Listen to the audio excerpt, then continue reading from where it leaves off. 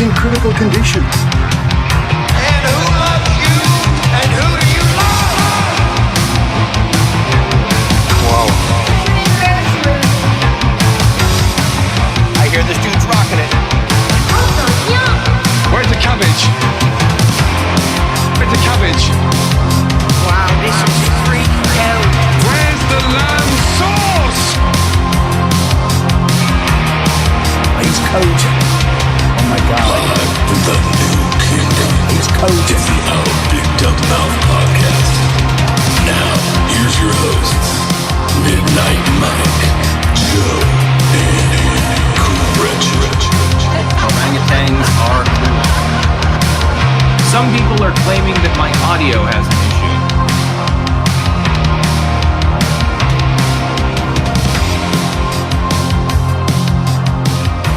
Hey, hello there. Welcome back to another fun-filled podcast adventure. Hello.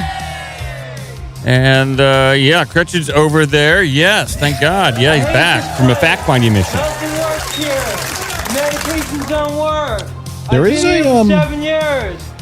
bit of an issue here. I know you played the Styx clip about the audio, but there's a bit of an audio flutter going on with some of your audio over top of clips. Oh, really? Yeah, something's stepping on that. I wonder if I don't think my audio changed. I try not to update anything. It sounds like when Zoom steps all over stuff, but it's like when you're running clips and you're talking. And that's normally not an issue. I usually tune things to where that's not an issue. Let's see. Sounds different tonight. Yeah. Okay. I don't know what to do. Just shut it down. We'll go home. We could just try again on Saturday, but we're here. We'll try to do the best we can, people.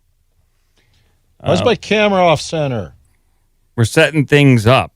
We don't have a big... I think that's... Oh, you know what? Zoom's doing a auto-framing nonsense. Oh, you know... we only have $500,000 computers, not $10 million ones like Fox News and people. That's right. A $10 million. What's a $10 million computer? That's what AI runs on. That's what ChatGPT uses. A $10 million computer. It's made out of solid gold. Mm-hmm. Well, welcome, everyone. We have a delightful show for everyone, I believe. I think. We have a show. Yeah, it's something. Got some political stuff, some scandalous political stuff that we'll talk about. We also have some cryptids, some weird paranormal stuff, and a hodgepodge of current events. But it is Wednesday. We're going to do Alex Jones Clips of the Week while we can. It's the only reason I came back. Yeah. A lot of people say the same thing. It's like, hey, I'm just going to show up Wednesday, check out the AJ Clips of the Week, and then peace out. And that's fine. That's your right to do that. I did a world tour of, where did I go? I did Chicago, Denver, and Raleigh. Doing No Kings protest, right? That's right. I was seeing all the No Kings protests. Yeah, they were pretty happy with themselves, pretty pleased with their No Kings protest. Well, I want to say, I guess at the hour before we jump into Alex Jones here, congratulations to the No Kings protest because they did it. Yeah! We don't have a king. Yeah, we don't have one. Yeah. I think Trump needs to tweet that. Yeah, they should have done better. I think he did. Didn't he do something like that? Maybe I thought maybe he did something like that. I was like, hey, congratulations, there's still no king. But I did hear some commenters say while they didn't like the fact that Trump would be a king, they're protesting like Trump becoming a king. They had no problem with Kamala Harris becoming a queen. That's for sure. So what's on your mind? Yeah, they like the Kamala Harris queen. Was she slaying queen? Yeah. You know. Yeah, they like that. They're not like us. But we'll get to Alex Jones Clips of the Week here. I'm worried about the election. Yeah. A lot of people still are. Alex Jones Clips of the Week. We played the intro. We're going to go to Thursday, the 9th. Here we go. No, we got to go not to... the 9th. You're off by a week there. The 16th. We're going to 16. Yeah. Here we go. Chucky Schumer should be made the president of the United States of America. How about we just make Bill Gates the president? I hate my job. Okay. I nominate Hillary Rodham Clinton to be the new deputy AG. I've never seen Grim Reapers advertising flu shots. I've robbed a bank. Like my dad told me, I'd treat women like they're about 5 years old. The Speaker of the House should be Benjamin Netanyahu. The Vice President should be Ilhan Omar. You build yours out of diarrhea. What? What am I building out of diarrhea? Yeah, that just kind of came out of nowhere. He's on talking politics and positions in his cabinet, and then suddenly that. Yeah. So we get that's something else. We have Friday coming at you right now. I'm going to kill these members of the legislature. I want to murder their families. I'm in there. I've murdered my wife, murdered my kids. They're all dead. I'm going to kill myself. My main mission, like Letitia James, will be to put Trump in jail. Use the gun. You can own the name Titanic.com. Doesn't mean you own the story of the Titanic. You could own the website GeorgeWashington.com. Doesn't mean you're George Washington. You don't know anything about war, you dumb son of a bitch. Excuse me. Who does own GeorgeWashington.com? That's a good question. Wow. Okay. Interesting. GeorgeWashington.com redirects to JesusChrist.com. Well, who owns JesusChrist.com? I don't know. We're in a rabbit hole now. The Church of Yah, 1970 Leslie Street, Pahrump, Nevada. Jesus Christ. .com. .com. You can go there for all your Jesus Christ news. .com. All right, we're going to go to Monday. Here we go. And they want to flush that down the toilet. Ooh, This is explosive. A animatronic robot at Chuck E. Cheese has more authenticity than her. Engines don't run on piss. It's time to shoot ice. That's what Topo Chico changes your life. Trump flying a fighter jet, dropping poop on people. Trump's trying to grab their pecker. We don't make predictions that come true. We look at the toilet after we take a dump and read what it said. Dilute the piss. Oh, there's some good clips in there. That was a good one. I do like how we've now almost got meme convergence with Alex Jones talking about Chuck E. Cheese. Yeah. Worlds are colliding. And then Topo Chico changes your life. He is now a spokesperson for Topo Chico. That'd probably be a good gig for him, actually. Yeah, it's not a bad gig. Probably pays pretty well. I like to select this one. Trump's trying to grab their pecker. I don't know if that's true, but it would be a sight to see. Maybe that's a good image for the thumbnail of the podcast. No. Trump going around grabbing people's peckers. I do like that. I don't know. That might get us banned from ChatGPT, but it's worth a try. Get me banned from ChatGPT. And that knows everything about me, apparently. Oh, boy. Okay. Well, I also like this one, too. Trump flying a fighter jet, dropping poop on people. That apparently really upset one of the pundit dudes. That upset a lot of people. It was Steve Jabrowski or whatever. It was a good meme. You never expect the president, the leader of the free world, to post an animation of him flying a fighter jet, dropping crap on people. You wouldn't have, that's a tough one to predict. But he did it. I fly a jetpack spraying human feces on people. Jetpacks, jet airplanes. Who cares? All right. We're going to go to Tuesday.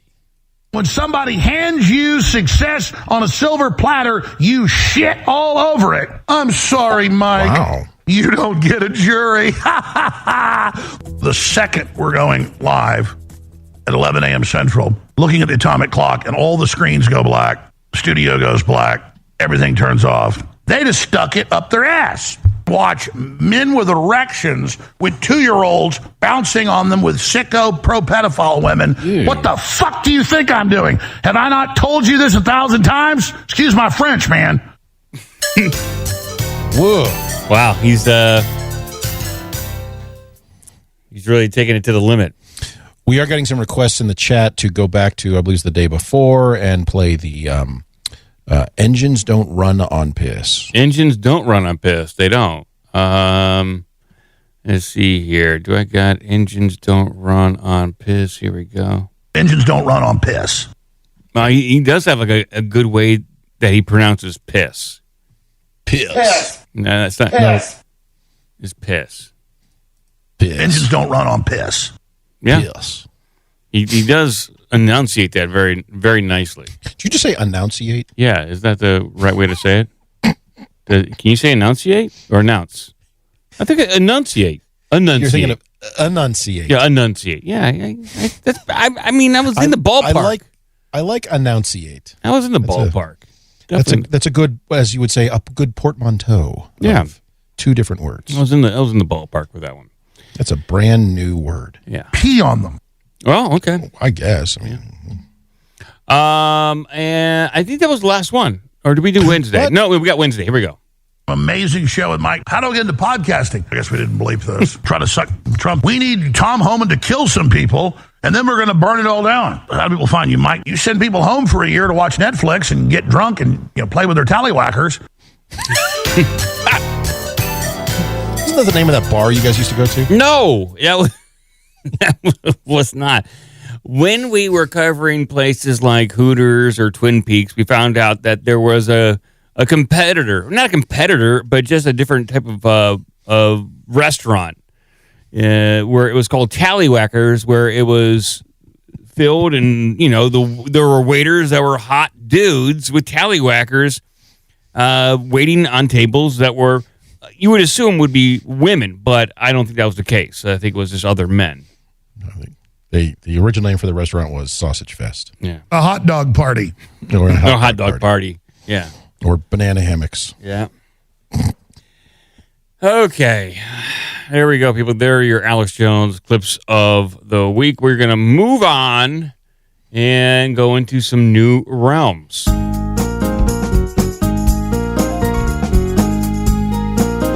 Sparkle Shine Story Time. Yes. Is it Sparkle Time Story? Sparkle Shine Story? Sparkle Shine Story Time. Sparkle Shine Story Time. Yeah. Sparkle Shine Story Time. Yeah. We're going to do some politics up front here. And I'm calling this segment Hippo Crazy after Charlie's hit book, Hypocrisy. Where we're going to cover some hypocritical, I guess, politicians. And there's plenty of them out there. And not that hypocrisy matters that much. This is just kind of fun. It's okay, I found the graphic. Okay, great. Oh, Sparkle Shine Story Time. Yeah.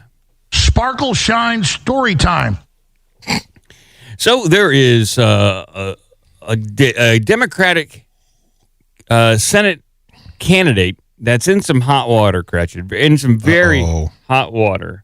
Uh-oh. Yeah. Democratic Maine Senate candidate Graham Plattner admits he got a Nazi-linked tattoo while Nazi-linked tattoo while very inebriated. So this guy, it's okay, folks. I was really drunk. That's basically what he's saying.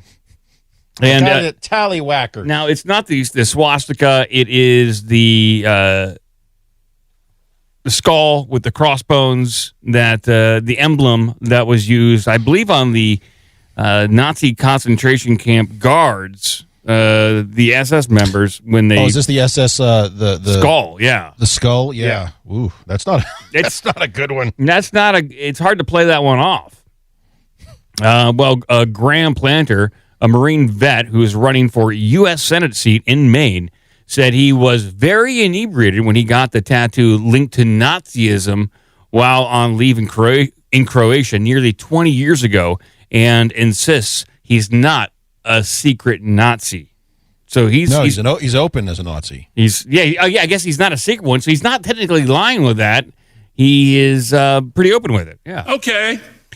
And after 20 years, and so this is like a recent image on screen of this guy. He could have gotten this removed or covered up or something, but he didn't do that. I also want to point out that if it's 20 years old, that tattoo is still pretty dark and well-defined. Yeah. It is not faded at all. Could be the contrast, who knows? But yeah. I would suspect it's newer than 20 years. Maybe.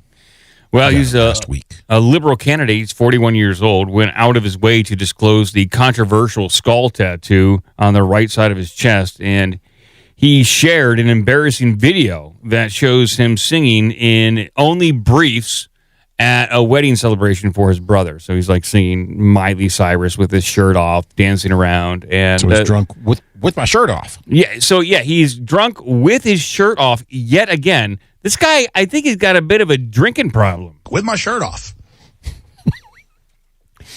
This could lead to some awesome congressional shenanigans. Well, the Democratic oyster farmer is an apparent... Is that a real thing or is that a euphemism? I don't know. That's what they're calling him, an oyster farmer. What do you do? I'm an oyster farmer. Mm-hmm. Well, in an apparent attempt to get ahead of bad press, he said he was on leave with fellow Marines in Croatia back in 2007 when he got the questionable ink, which appears to resemble the Totenkopf. Is that how you say that? Totenkopf? Totenkopf. Totenkopf? Deathhead. Yeah, the death head. Yeah, death head. An image adopted by... adopted by the SS. Quote, "We got very inebriated. We did what Marines on liberty do. We decided to go get a tattoo." Mm-hmm. Okay. Well, usually it says mom or, you get like a battleship or an anchor or like an American flag, a pinup chick or something like that. Typically not a Nazi tattoo, not unless the other guys you went with also got Nazi tattoos. Ooh, what did they get? We don't know. We would have to talk to him and see, take off your shirt. Let's see your chest, guys. With my shirt off. Maybe a bunch of them all got different, inappropriate axis of evil tattoos. And together they form like a supergroup. Now, what do you think? Do you think the Democrats are defending him, or are they forsaking him, saying this guy's got a Nazi tattoo? We can't have this guy running for the Democratic Senate seat in Maine. Do you think they're supporting him or shoving him aside? By the way, it's not Democratic. Oh, a Democrat. It's the Democrat. Democrat. I would say since they are A-OK #1 USA with the shenanigans going on over in Ukraine, they are going to be okay with this guy. They love their Nazis. They apparently are racing to defend this guy, and they love it. Even though in this article, correction, they did say Democratic oyster farmer. So he's a Democrat oyster farmer. Yes, he's not but he's also a Democratic oyster farmer. But there are people racing to support this guy. Like they're shoving each other out of the way to get their please let me talk. Let me support this Nazi. I want to say good things about this dude. Yeah. So right here, Bernie Sanders stands by Maine oyster man taking on Susan Collins despite racist posts and troubling tattoo. Oh, he has racist posts as well. Bernie loves Nazis. Bernie Sanders on Tuesday defended Graham Plattner, the Maine oyster farmer running against Republican Susan Collins. This comes from the independent.uk.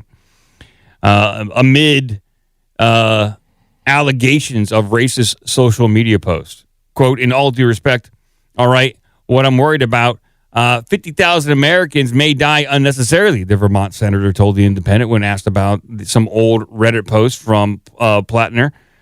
So he's dodging. He's saying, you know what? He's not worried about these old racist social media posts. We don't even know if they're racist. And he's not concerned about his Nazi tattoo. He's concerned about Americans.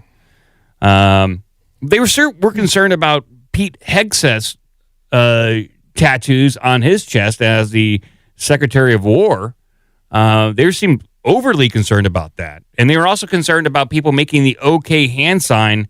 They're concerned with all these Nazi symbols or what they ascribe to be Nazi symbols or white supremacist symbols. They're really concerned about it, but now they're not concerned about it. Okay. Yeah, Hegseth had, it was a cross, wasn't it? They didn't like that? Yeah, his cross. His multiple crosses on his chest. That's probably racist, I guess. I don't know.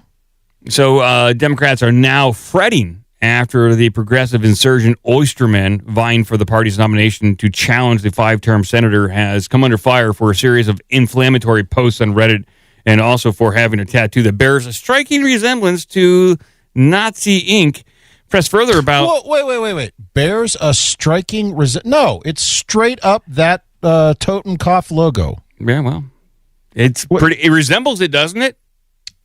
This drawing I made of Mickey Mouse and sold online, it's not actually... It just bears a striking resemblance to Mickey Mouse. Well, press further about Plattner's comments about sexual assault. Sanders defensively shot back, have you served 4 tours of duty?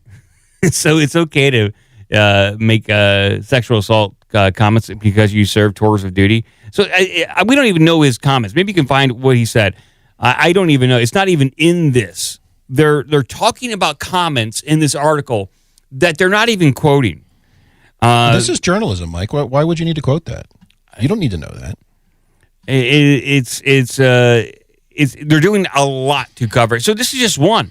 Pod Save America is another. PBS is trying to cover as well. People all over Reddit and Twitter are trying to cover this guy and are doing everything they can to make sure this guy is the candidate. They can't have this failure. And so they'll excuse his Nazi tattoos and whatever kind of thing he said on Reddit just because, well, he's on their team.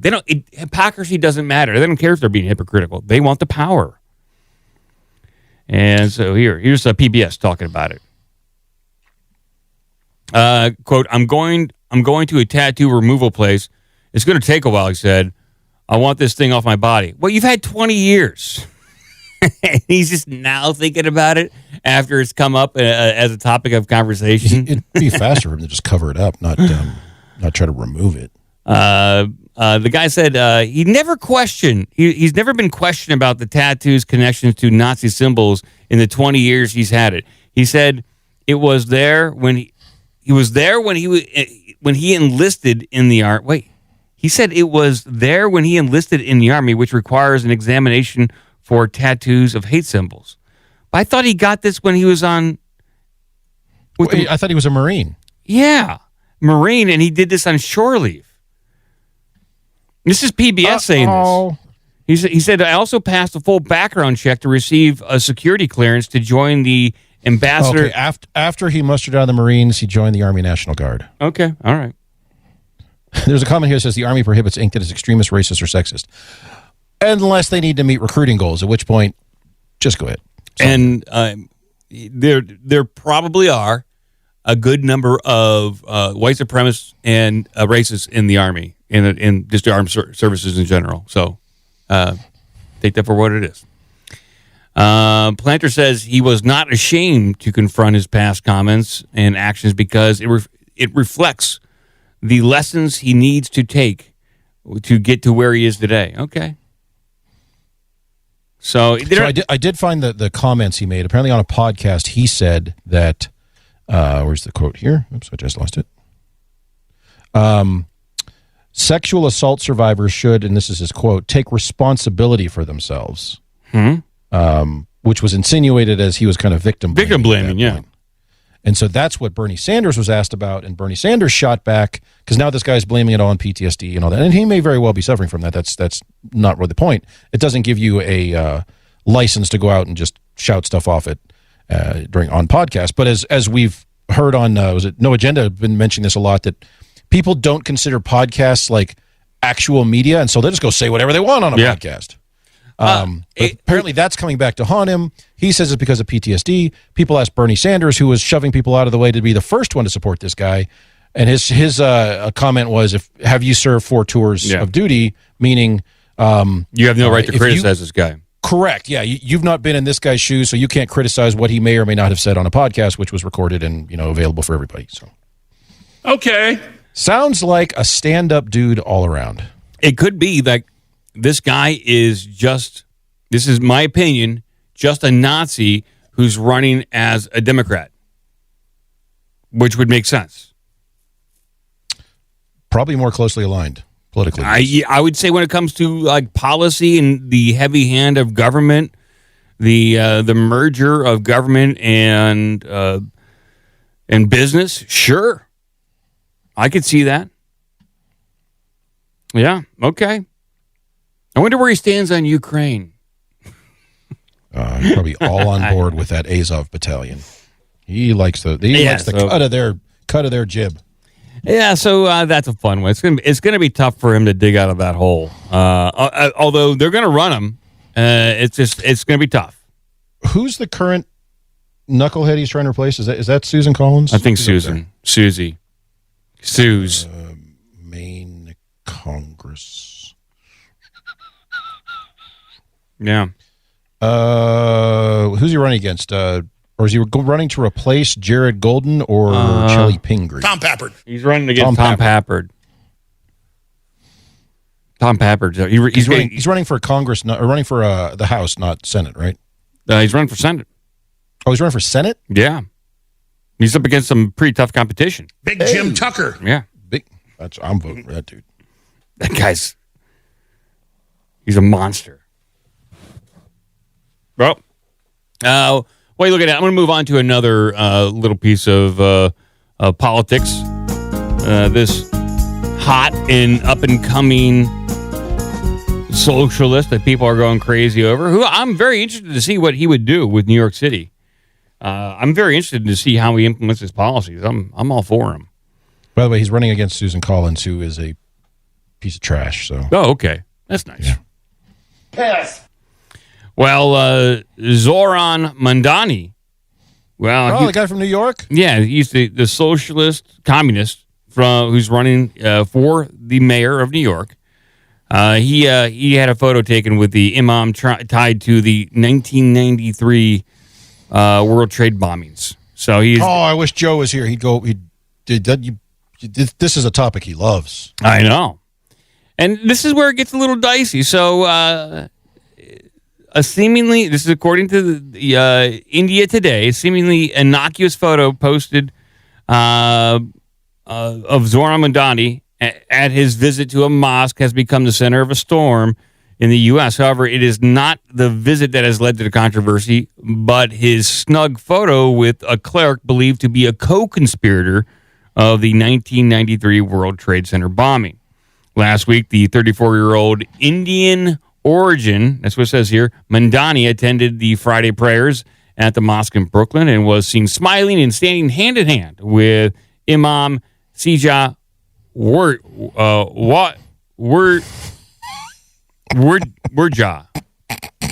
I'm pretty close there. What does hydrofluoric acid do? And you picked this story. This is not one that people have accused me of picking stories deliberately with fun names and places to make you read it. Sira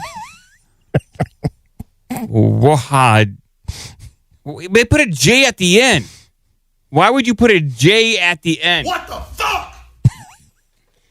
Well, he's got a picture of that guy. He's the unindicted co-conspirator of the 1993 World Trade bombing that left 6 dead. The Democrats also posted images of this guy, referring to him as one of the nation's foremost Muslim leaders and a pillar of the Muslim community in Brooklyn, inviting a fierce backlash from Republicans, Donald Trump included. Now, I think Joe would point out that the whole World Trade Center 93 bombing is a whole FBI. It's a whole crap show in which it's been well documented that there was an informant. The informant within that group of terrorists or would-be terrorists told the FBI, listen, these guys are going to do it tomorrow. He told the FBI, and the FBI said, don't worry about it. We know. We're on break. We know we gave you all the bomb-making material, and yeah, don't worry about it. And the FBI either failed or let it happen. So there's a whole big story around that. But, Mandani's picture with one of the co-conspirators, supposedly. Yeah, it doesn't help. Mm-hmm. You also raise a good point here. We've not had a whole bunch of domestic terrorist not yet issues going on since the government shut down. I'm guessing because the FBI is on break. Yeah, probably. We don't got a lot of that stuff going on. So We got a lot of milk. we do have.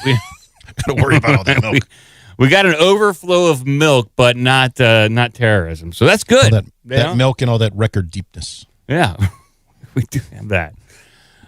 So Mandani, this is not going to hurt Mandani at all. This is not going to. It's only going to probably improve his polling in New York City. Probably right. Yeah. Yeah. So it's not going to hurt He should him. go out and get himself an SS tattoo as well. Not going to hurt him in New York. In fact, that's going to put him over the top. That'll do it. That will do it. They don't care. We'll move on to there's some politics for some people out there, and we'll move on to some other headlines.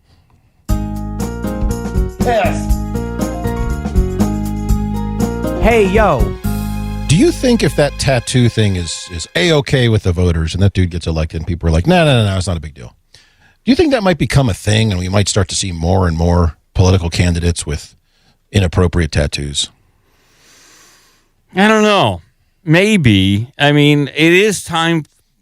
I would say probably if I had to give you yes or no, I would say yes. Only because it's Gen X's turn to get heavily into politics. And there's a lot of Gen Xers out there with some pretty crappy tattoos, myself included. I have like a lot of homemade tattoos, prison tats. Yeah, like I have some of those. I made this with a hot needle and a Bic pen. It's fine. And quite a few times I was inebriated, but never once did I think to tattoo or get a Nazi tattoo on myself. So you didn't stumble into a tattoo parlor at 2 a.m. after you had been to Taco Bell for your drunk noshing. Yeah. And you saw all the possibilities on the wall, and you look through all the art books, and you say, you know what? Where's that book you don't have out here? Where's that special book? Let's look at those tattoos. Oh, well, here they are. Let's do it. All right. The worst tattoo I have is a Van Halen one with Sammy Hagar on it. Oh, wow. That would get you drummed out of any political race. Bad choice there. Got a Van Hagar tattoo. Yeah. Right after the 1991 release of For Unlawful Carnal Knowledge. That's a good album. It is a good album. No one can say anything bad about Sammy. Sammy, the Red Rocker, no one can say anything bad. There is a website out there. I'll put this website in the podcast, the audio podcast description. It's called the Doomsday Scoreboard. Oh. And this keeps track of, doomsday predictions and if they come true. And so far, there are 277 failed apocalyptic predictions so far. There are 15 that are still pending. 0 successful apocalyptic predictions, and 2 currently active. So we got to keep an eye on the 2 active ones, okay? 2?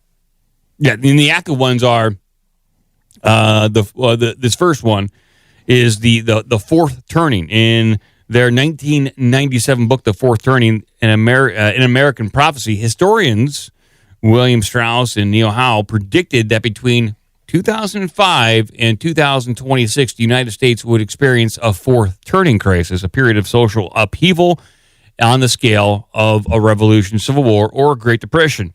Multiple commenters linked recent U.S. crises to this for the forecast, though no conclusive cataclysm has occurred. The cycle will resolve in 2026.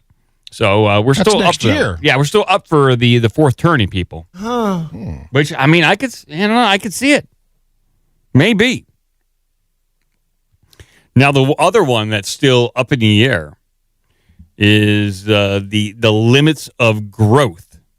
And where colleagues at MIT System Dynamics Group, commissioned by the Club of Rome, modeled global development using the World 3 system. The business as usual scenario projected industrial output peaking around 2020 and population peaking around 2025 to 2030, followed by decline from resource depletion and pollution. Later analyses included reaffirmed a similar overshoot in collapse dynamics. So, okay, they're saying just an overall population and economic collapse by 2030. So we're still up in the air about that one. Okay.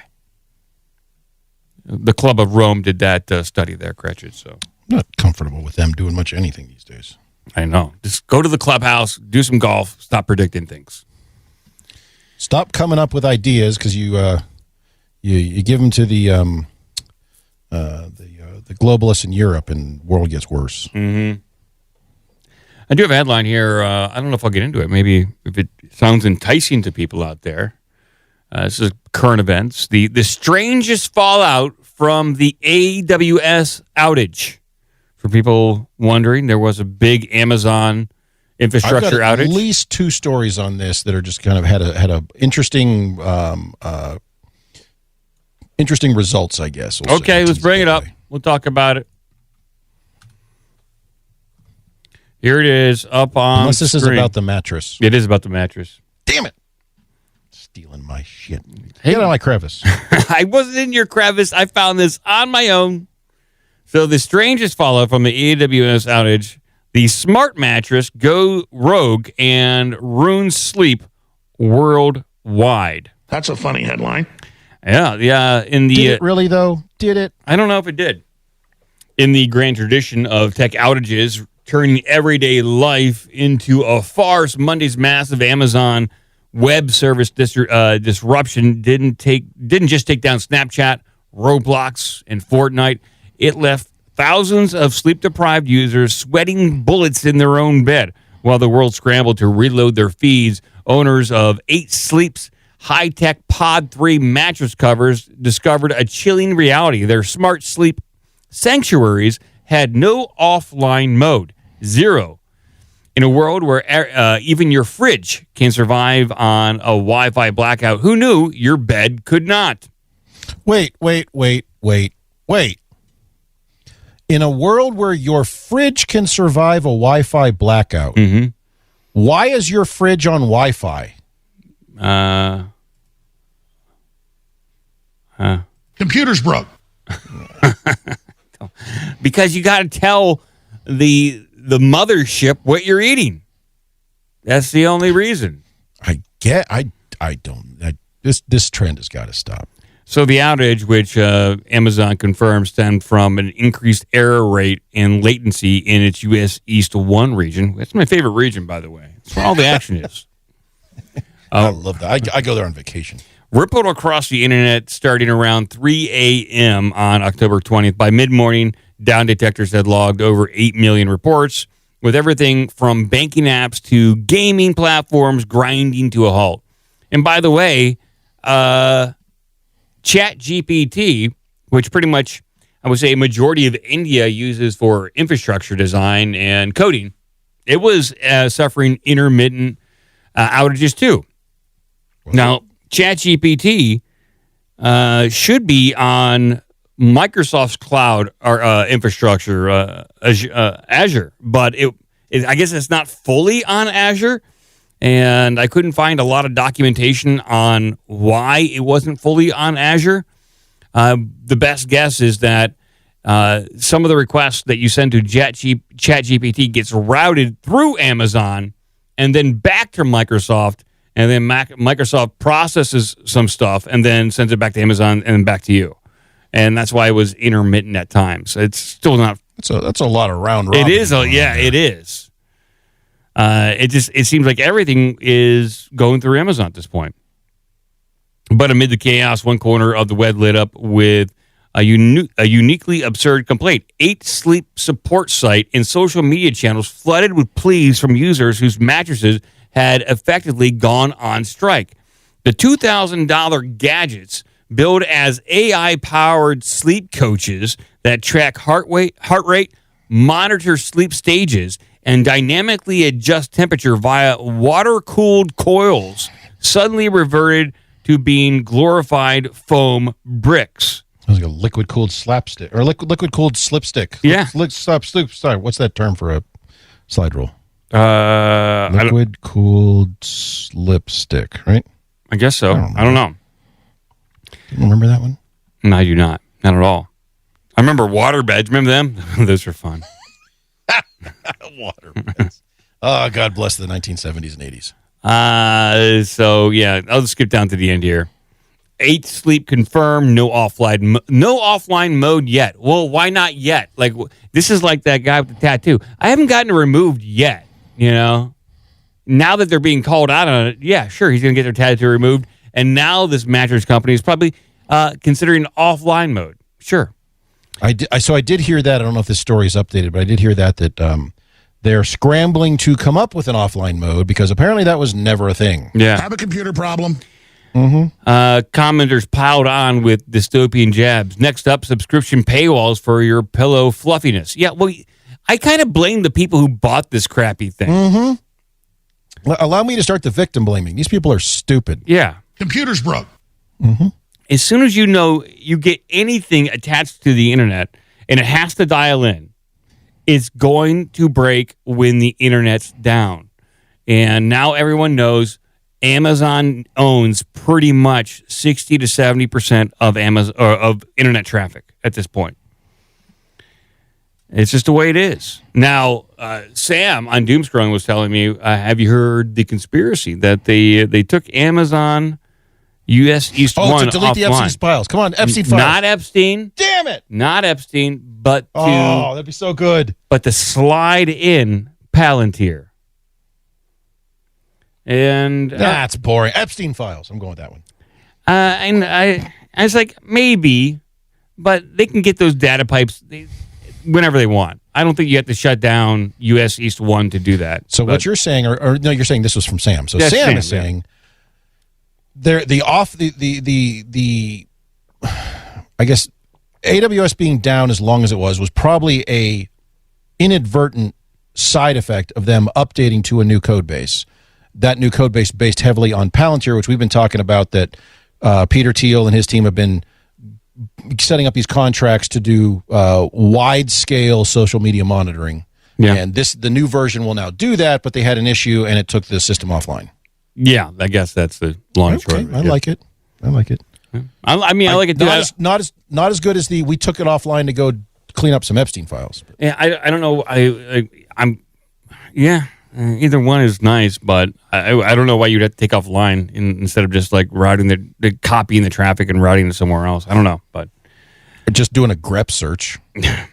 But the mattress, the peak irony: humans have napped on rocks for a millennia without needing server pings. Yet here we are, one faulty data center away from nocturnal disaster. The company, which touts over 50 clinical studies on its tech, has faced prior scrutiny too, like in 2024, security reports uncovering exposed AWS keys that let engineers remotely SSH into a user's bed, raising hackles about data privacy and backdoor access. So I guess someone could this be an assassination vector? Well, it certainly would be an annoyance vector if you could hack into someone's bed and just crank up the heat so they're sweating bullets all night.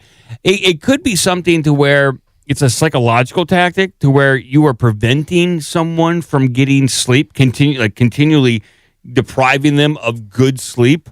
That might be a psychological tactic by a hacker. That's a long play, though. Okay.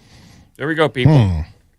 It still raises questions. Why do you need your bed on the internet? I don't know. Well, okay, back. So I'm not dug into this. I'm not familiar with this product. Go back to the beginning where it says, "What is the reason for having it on the internet? What do you get out of this?" Because the reason why like temperature or something. So to control all the elements of the bed, to control all the functions of it, you can either do that processing power like with a local, like Raspberry Pi. So you need some sort of board, some sort of computational, some sort of circuit board to control all the functions of the bed, temperature, height, how firm it is, all that kind of stuff. Or you just send the information to a computer to process it somewhere else on the internet and then send the commands back. And that's what they're doing. It's for them to save money. That's all it is. No. I mean, even more basic than that. What are the features you get with even a processing, system in your bed? I mean, what's it? It's regulating sleep temperature. It's adjusting heart. It's tracking your heart. It is monitoring sleep stages, like how restless you are, and it dynamically adjusts temperature via a water-cooled coil. So it keeps you nice and even all night without you having to toss and turn and not get a good night's sleep. Yet again, Cretched. I think you need this bed because you said you've been getting up at 2 a.m. and this. If you had this bed, you wouldn't have this problem. Yeah, unless AWS is offline. Exactly. We've been sleeping better. Here's some more headlines for everyone out there. Wait. I'm going to ratchet this one out of the crevice. Here's my AWS story. Okay. This in carrot shop. Go. So just a harbinger of maybe we don't have AI do everything for us, if this is true. Oh, boy. Okay. Let's get this over here. Yeah. Amazon allegedly replaced 40% of AWS DevOps workers with AI days before crash. Computers broke. Yeah, that's a big one. Or if we're going to lean into to Sam's theory, Amazon fired 40% of their DevOps team so that they could because they weren't on board with updating to Palantir. And for people who don't know, DevOps is development/operations, meaning that not only can the people keep the machines up and going, the operations part of it, but they can do the development side. If the code base needs to be updated, there needs to be a patch, if there needs to be some line of code, they should also be able to do that as well. That's what DevOps is. So you've likely heard about the Amazon Web Services going offline a couple days ago, crashing thousands of platforms from all kinds of industries. The servers are back up, but it was discovered that an interesting report had been published right before the outage, alleging the company had laid off 40% of its DevOps team to replace them with AI. The author says there was an email memo which briefly posted on the internal wiki before being taken down, blamed the cuts on strategic automation initiatives. It reports that the AI detects and fixes IAM permission errors instantly, rebuilds broken VPCs or subnet configs, and rolls back failed Lambda deployments without human input. It sounds good on paper. I mean, it sounds. I don't like anything automatically rolling back anything. I don't like that. Sounds good on paper. I mean, this is what a CEO wants to hear. That's right. This is exactly what they want to hear. It's like, oh God, I don't have to hire Mike to create a new IAM or deploy a VPC. Great, get Bleep to do it. But now there's a lot of skepticism around this article, and you should take it with a grain of salt, a huge grain of salt. But the timing is curious, although we do not claim it is true or is somehow connected to the system's crash. Okay. Well, someone didn't catch something. And I'm still like, I've listened to some really smart people talk about this, and I still don't know exactly what happened. Something with DynamoDB and DNS, which is like the internet's yellow book or yellow pages, not connecting and not making the right connections. And each time websites tried to check in, it was creating a blockage, and they kept trying to check in. So it was basically they were log jammed. That's what I got out of everything I heard about it. So, all right. Can I move on now, Cratchit? We're done with I just AWS? figured if you were going to take something out of my crevice, I was going to bring up my related story to it. Okay. It's relevant. I was just going to lean into, like, why the heck, A, is there a $2,000 mattress? Yeah. And B, why is it on the interwebs?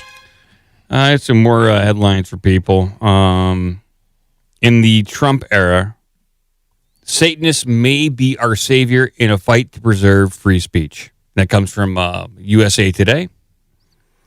I also have a headline, how China is stealing American DNA to create communist super soldiers. Well, this was your theory about the COVID testing. Yeah. You may have already surrendered your DNA by spitting in a tube. Yeah, I have.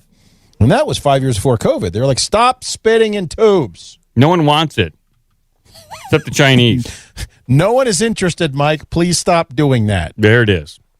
Did you do any of those during COVID, like where you have to drool into the tube? I did not. I did one COVID test where you had to stick that thing up your nose. I did that one a lot too. And that was it. I was like, now the Chinese got my DNA.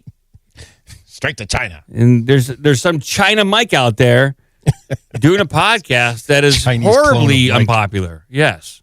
He's also doing an unpopular podcast. Well, here it is. So many racist things to say right now, but I won't. Yeah. Let's go over some big facts. Yeah, big facts. How China is stealing America's DNA to create communist super soldiers. Okay. The young expectant mother gets a genetic test for her child as recommended by her doctor. How could it hurt? She thinks. It's non-invasive, is approved widely, and millions of women have used it. But this technology doesn't come from just another biotech company, and her genetic material is not just being used for innocuous patient studies. The NIFTY test, a brand name product by BGI Genomics, was developed in China with support of the People's Liberation Army. Well, that was nice of them to do that. Genetic information obtained ostensibly to detect Down syndrome and other chromosome abnormalities in unborn children is also used by the Chinese military in areas including what is chillingly called improving population quality. It has not been approved in the U.S., but is available elsewhere globally in Europe, Canada, and Australia.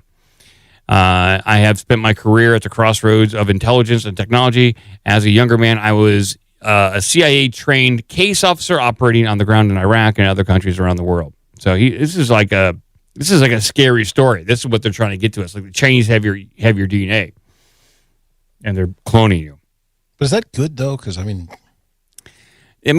think a super soldier version of me would be pretty crappy. Well, ideally, they wouldn't be just using Kretschid DNA. They would combine Kretschid with a Chinese guy with a little pinch of Mike, and you might have a super podcaster, and which is not practical for like war, but great for propaganda. Super secret cybernetic whatever. Yeah, super secret cybernetic. With super secret cybernetic cyborg creation. Cyborg creation, yes. Yeah, can that the terrible China Mike 50% China Mike podcaster have like a metal arm or something, or laser eyes? So this article starts off telling you we got to be worried about our DNA and what we send to China. And then halfway through, it kind of switches. It switches into this. Your cell phone has almost certainly been hacked by Chinese intelligence officers, and perhaps your text messages have been viewed by someone in Beijing. That information could be used one day to blackmail you or someone in your family, or target an information operation against you to disrupt our democracy or otherwise harm our interest. If you or your friend or child have used TikTok, you have likely been part of a covert influence campaign. Moreover, it is likely that campaign worked, as researchers at the Rutgers University Center has stated in a research has shown those who use the app most have more positive views regarding China's human rights record. Okay, yeah, okay. So this is a big scare tactic article about China. I guess this means we're going to war with China pretty soon. Okay. That was 2027. I thought we had it scheduled. I think 2027, I think, is the last year that China could viably go to war with Taiwan. I think that's what it was. Wasn't 2027 the one in the Deagle prediction? Was in 2027? No, it's 2025. 2025 was the Deagle prediction. Did we miss it? No, we're still in 2025. So there's still a chance that 75% of the U.S. population could just get wiped out. So you're telling me there's a chance? Yeah. China. Where? China. China. China. China. China. China. China. China. China. China. I like when he really winds it up. Here we go. You go over to China. China. China. China. China. China. China. China. China. China. China. You take China. China. China. I love them. China. China. China. China. China. I have to have my China. China. China because China. China. China. China. China. China. China. China, China, China, China, China, China, China, China, China, China, China now, China, China. You know, China. I know China very well. China, China, China, China, China, China. China, China, China. Northwest Wisconsin, where I'm from. It's China to me, China. China, China, China, China, China, China, China. You want to buy from China? That's great. Buy from China. Buy toys from China. China in particular. China. China. I have people that I know in China. China. China. China. China. China. China, China, China, China, China, China. I've been saying China. China, China, China, China, China, China, China, China, China, China, China, China, China, China. Let me ask you about China. China. I go to China. China, China, China, China, China, China, China, China, China, China, China, China, China, China. People from China, they love me. China. China, China, China, China, China, China, China. In China, they say I don't like China. I love China. People think I don't like China. I love China. China. China is the new China, by the way. China, China, China. I deal with China. China, China, big league, China. So don't. That's halfway through the montage. Say that, and that goes on for like 4 more minutes. It's halfway through. Some people hate that clip. I know. It cracks me up to know. Especially the part where he pauses and then really just China, China, China, China, China. That's the brilliance of it. Oh, I'm so glad you had that queued up. Now we're going to move on to some weird stuff. About China? No, we're done with China. That was a fear-mongering article, but you know, everyone likes that every now and again. Well, I do like that they've pointed out that people who are spending all their time doom scrolling on Tickety Talk are more. What they say, they're more comfortable with the news coming out of China. They're not as they're not as worried about it. They see Chinese human rights record in a more favorable way. So they nod in agreement. The thing is, Mike, they needed those organs from the Uyghurs. They weren't using them. Yeah. So we took them. Yeah, they're just gonna go to waste in that guy's body. That guy's just trying to like destroy his liver by drinking 2 beers a day. I can use that. We imprisoned all these Uyghurs, and they're hoarding organs, and it's unfair. It truly is a communist way. They'll share the organs for the highest price. But here, I got a headline for everyone out there.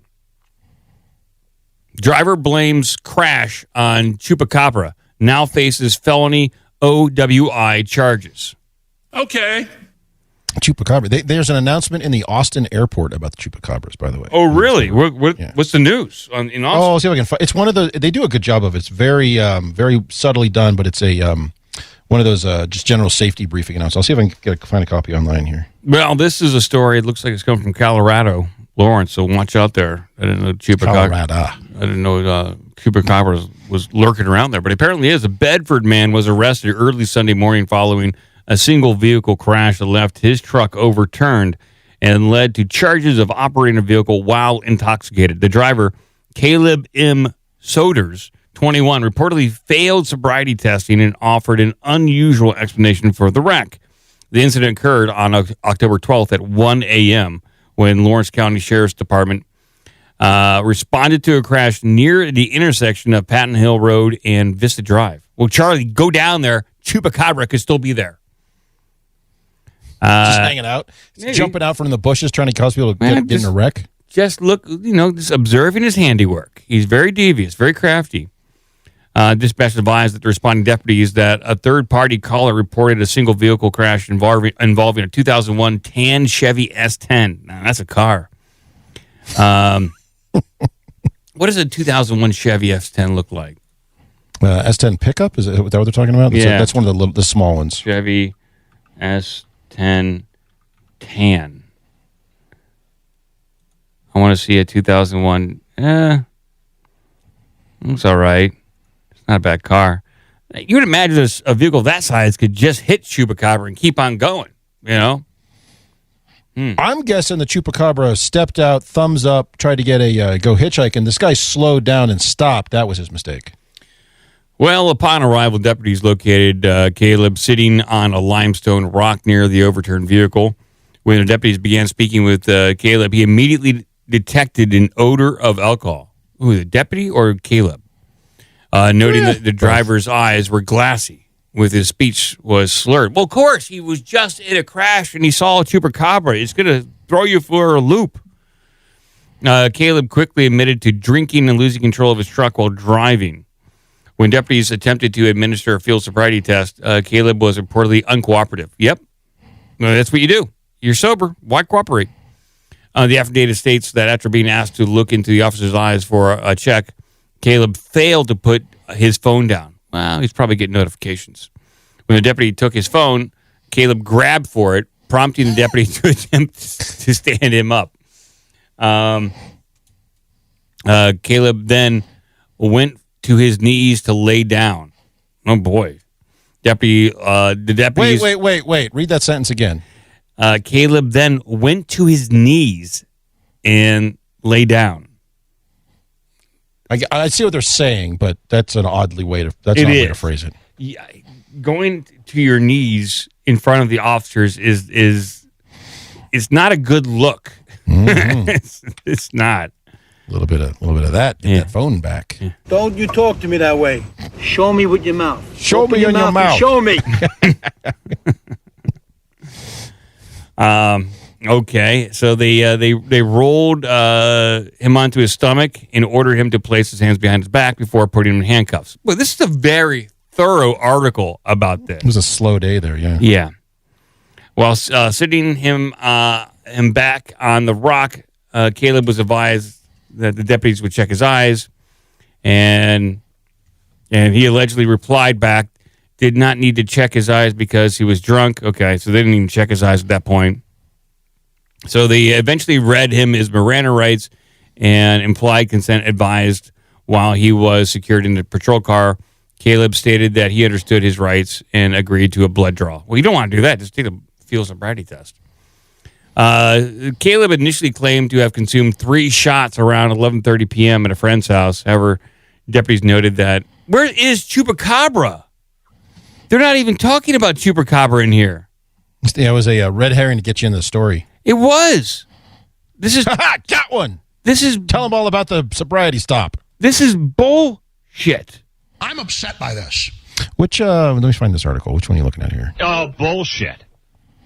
Chupacabra. I'm not even seeing anything about Chupacabra on here. This is total bull crap. They reference it once, the third from the end paragraph. It's the only place. When asked what caused him to crash, the affidavit noted that Caleb stated that a Chupacabra ran out in front of him. That's it. No more on this. This is bullshit. Wait, I thought this was in IU Health Bedford. What the hell is happening here? Talk of the South, Central Indiana. Does this happen in Indiana? Yeah, something's weird here because they're referencing IU Health, which is in Indiana, not owned by the university, by the way. But they're saying it was in Lawrence, Colorado. This is crazy. What is happening here? What's going on here? Whatever. I'm going to lose my mind today. I got to figure out, like, this guy, he does look like the type of guy who would definitely recognize Chupacabra.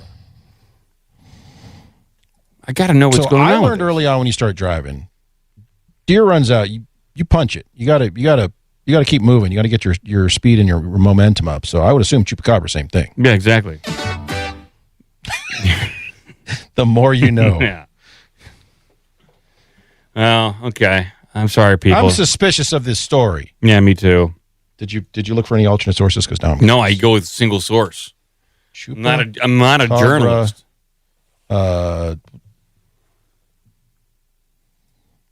This is bullshit.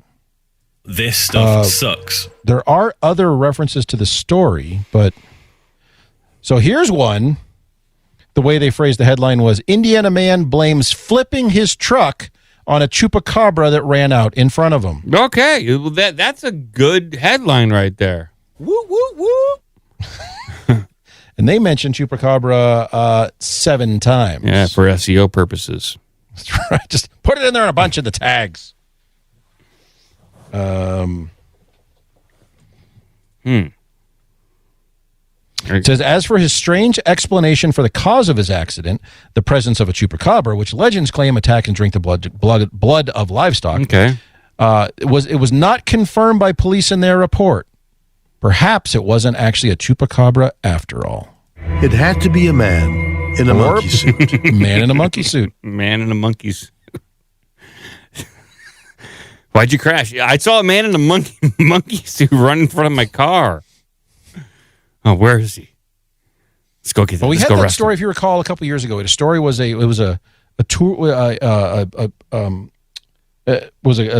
guy, and it was a work thing, like at the part of the tourist board in Russia. He was dressing up as Sasquatch to entice tourists to come by. Do you think maybe the police in this small Indiana town could be doing the same thing? They're dressing up as chupacabras. They're jumping out from the side of the road to cause a wreck, and then they can get the guys for drunk driving. Oh, I thought you meant to drive up tourism, but they're doing it as some sort of like entrapment scenario. I see. I hadn't thought the tourism angle, but hey, why not?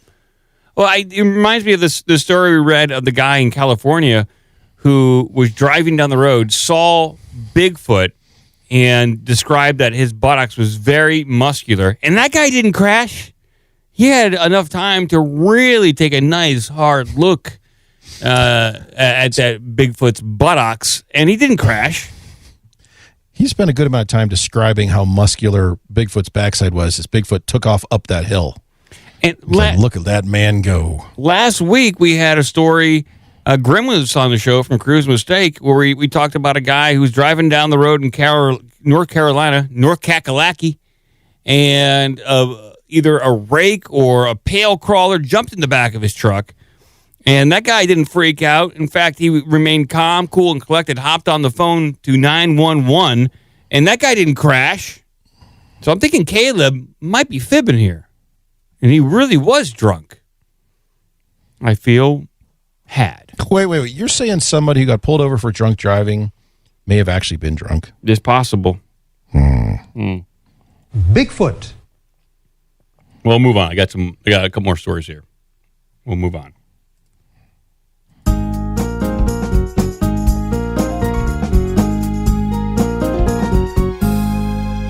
Do you remember last year, about 11 months ago, there was this big flap of drones and weird air maneuvers over the east coast of the United States?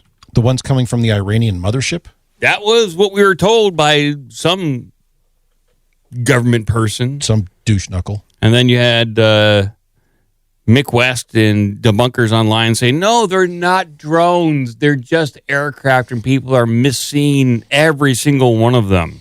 I thought they were balloons. And then people were saying, yes, there were cases that some were balloons. Balloons. But now, the New York Post has an update. But now. New Jersey drone and UFO scare solved. Private contractor unveils strange aircraft, takes credit for sky mystery.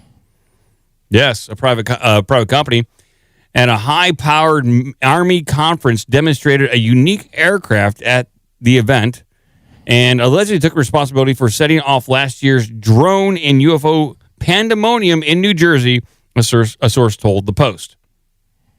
So what we saw, that drone right there? So, I mean, these are big-ass drones. Look at these things. That's big. They're about... Look at the size of that thing. It's huge. I mean, these are seriously pretty big. It's the biggest mic I've ever seen. I would say, 6 foot by 6 foot drones? You could put a man in there. You probably could. You know what that looks like? That looks like the alien cocoon that required a drunk Russian guy to drill into it. Oh, yeah. It's not that far off. Yeah. Okay.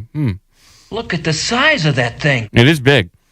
At the Army's UAS and Launched Effects Summit at Fort Rucker in August, a private contractor conducted a live demonstration of a manned aerial craft. Oh, it is manned. That wowed the crowd with his unconventional appearance and unorthodox flight movements, and an attendee told the Post. Quote, you remember that big UFO scare in New Jersey last year? Well, that was us. an employee of the unnamed contractor claimed to a small group after the demonstration, according to the source who was invited to the summit. Well, now this would explain a lot of things, why the FAA had so many different wacky stories while they knew what it was. And then Trump said, I'll find out and I'll tell everyone what it was when I get into office. And he gets into office and he's like, well, never mind. Don't worry about it. Oh, well. And, yeah, because this is, they got super double secret permission from the government to do this. Super secret cybernetic cyborg. Yeah. The company was in the air over the Garden State from November 2014 to test out their capabilities, the contractor's employees claimed to the source, adding that they were not required to disclose their activities to the public because of a private government contract. AKA, shut up. Yeah, shut up. In a video provided to the Post, the roughly 20-foot across four-winged flyer zooms through the sky just above the tree line, drawing the attention of dozens of soldiers on the ground. Well, why did they have to do this over New Jersey? There's plenty of testing ground in the United States that I'm sure the Army would let you fly over. Why do it over New Jersey? Unless you do want to create a scare. Probably had something to do with the flight, A, where this company is based, and B, flight paths and things like that. They could test it there in a semi-congested environment. Because that was one of the big concerns was this is some of the busiest airspace in the world with all the different airports and whatnot around there. So this is causing potential issues. And I wonder if that was part of that test. Spacemen! Because you're right. They could go out to Wyoming or Montana and just do whatever they want. Exactly. They don't need to do it over Jersey. That said, we've had stories of that too, about UAPs and things being spotted out kind of in the middle of nowhere, wondering what's going on. And maybe that's earlier testing in the process. Then some other quotes here. It feels like it's a UFO because it defies what you're expecting to see, they said, adding that it was an uncanny valley feeling when watching it quietly motor through the sky. When it turns you almost completely losing sight of it, the source says, roughly 30 minutes. Okay. So, it's military. Here we go. And here's a picture of it.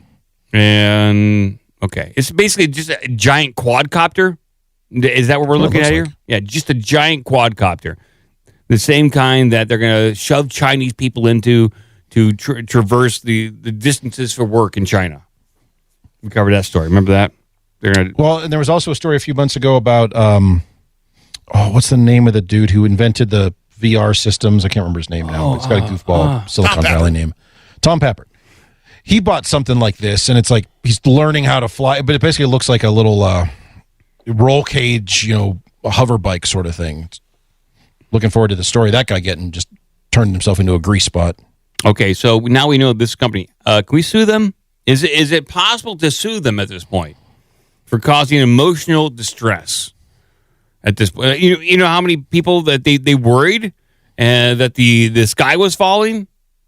Yeah, Sue everybody. Now we know. Punitive damages here. Are your eyes going crazy? Yeah, because I was staring at drones all night. I can't see, goddammit.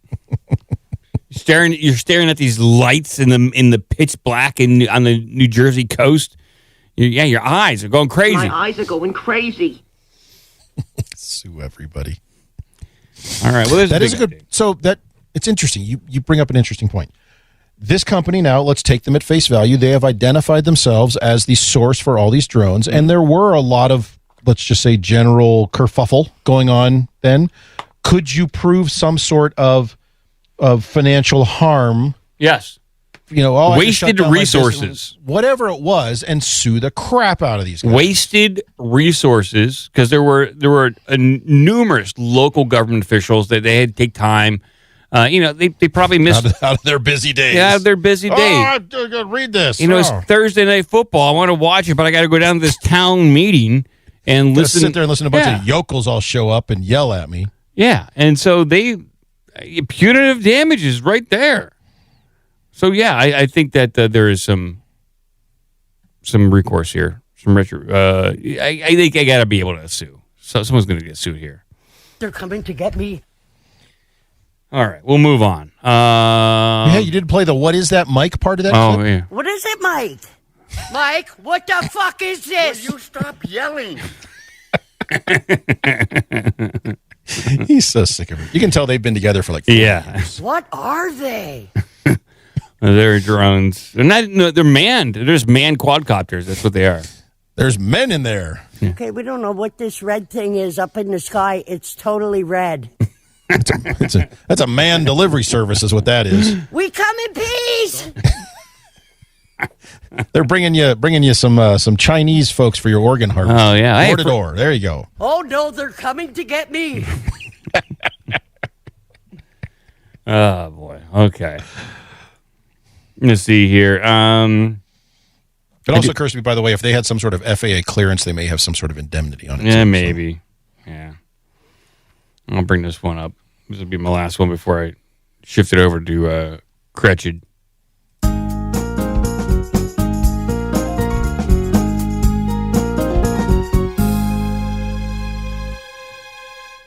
Farmer has 150 tons of potatoes stolen after social media post claims he was giving them away. Oh, really? Wow.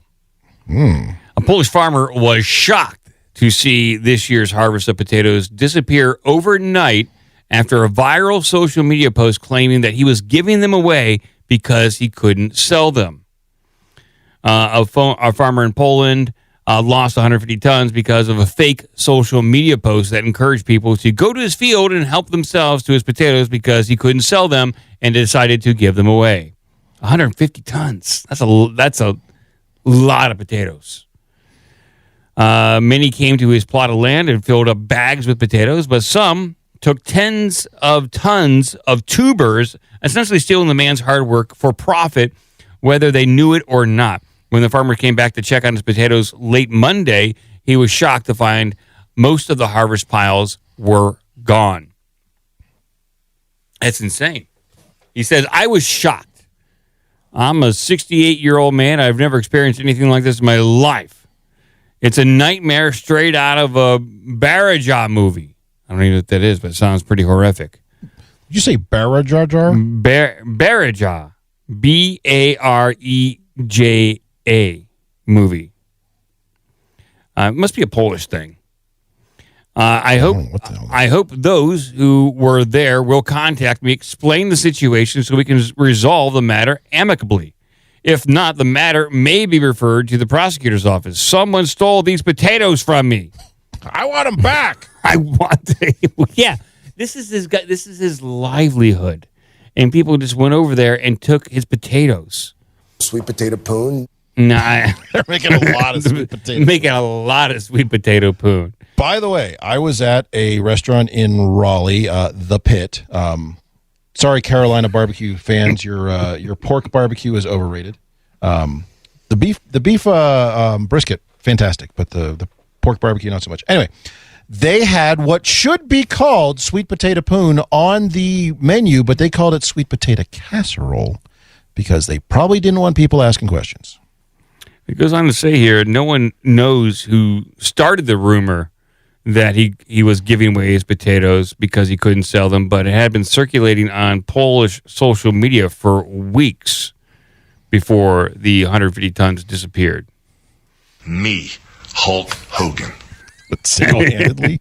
He started the rumor. His wife got, honey, Hulk's out there again.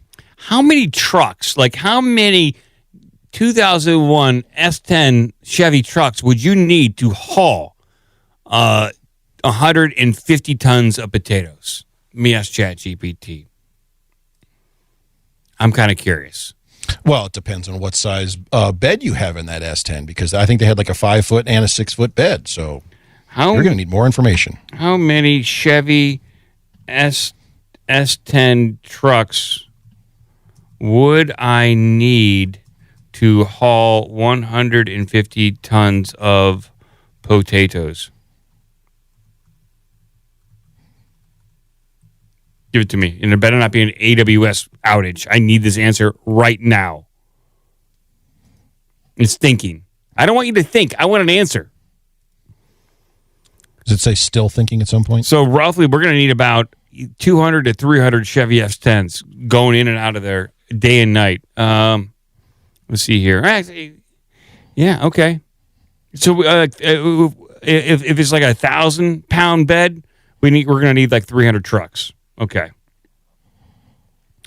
Let's see here. So they have like pictures of tractors up there taking potatoes. Like the guy said all kinds of people, including farmers from nearby villages, showed up at his field. He said some were loaded up to 6 trailers, approximately 60 tons of potatoes. So why didn't he stop them? Well, apparently he doesn't live on that plot, and that weekend he was having a family party, so he couldn't guard his potatoes. He had no idea that on Monday he would come back to an empty field. And so it was a remote field, and they were like, he's busy at a party. Now's the time. Get the potatoes. Potato caper. He's been hoarding potatoes all his life. It's our turn. Okay. According to a local news outlet, he had been cultivating his land for 25 years. He has yet to file a police complaint. And he still hopes that people will bring back what they took when they learned his potatoes were given away as a fake, as a social media larf. I've never been here before. Okay.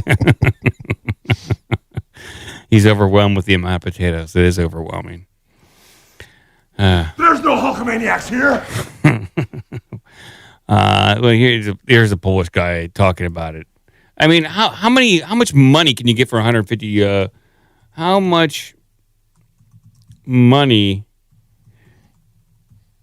can I get for my? Well, let's see if I can go buy what 5 pound sack, 10-pound sack for just a couple of bucks. There's not a whole lot in that. 150 tons of potatoes. How much money can I get? I want top value market price. I want top dollar. He's thinking a little too much here. I expected quicker answers from this from ChatGPT.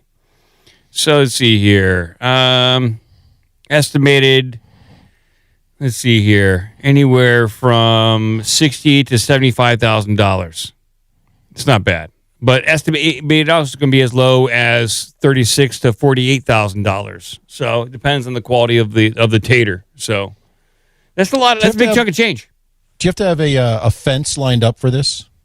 You mean you got ready to go? You got like a black market guy to go to? Yeah, you got to have a potato man who's ready to take delivery immediately. It's tough to offload 150 tons of potatoes underground.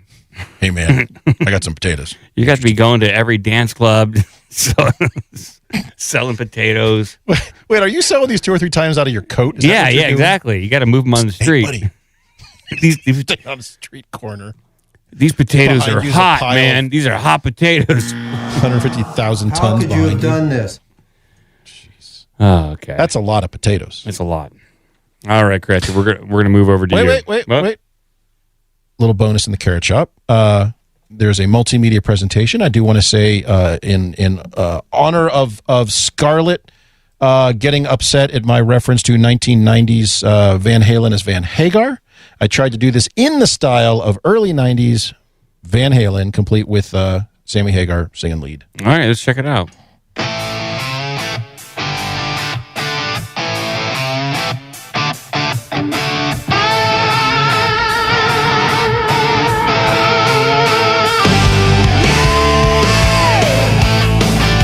Got an AC/DC vibe, though. Yeah, it's close. It's not Eddie's guitar, but...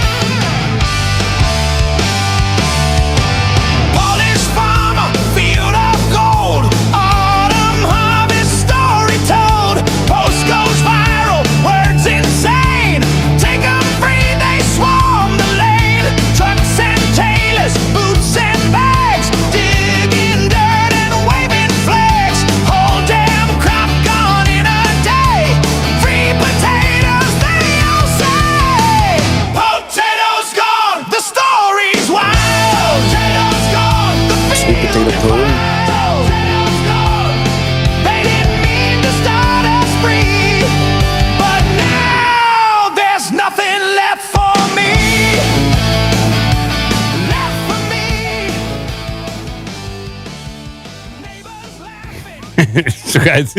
still got 2 more minutes to go. It goes on and on and on. That's the song that broke up Van Halen. That was the end of it right there. We can't do this anymore, guys. You listen. I did my my grunge inspired one at the end of the show. You guys can listen to that. It's not nearly as good, but it's more dramatic. That was a song that forced Michael Anthony out of the band. He was like, "I'm done. This is all." Old Mikey had to go. Here's my real quick my grunge one. It's like a nightmare, yeah. I hope those who were there will contact me. I hope someone can explain the situation.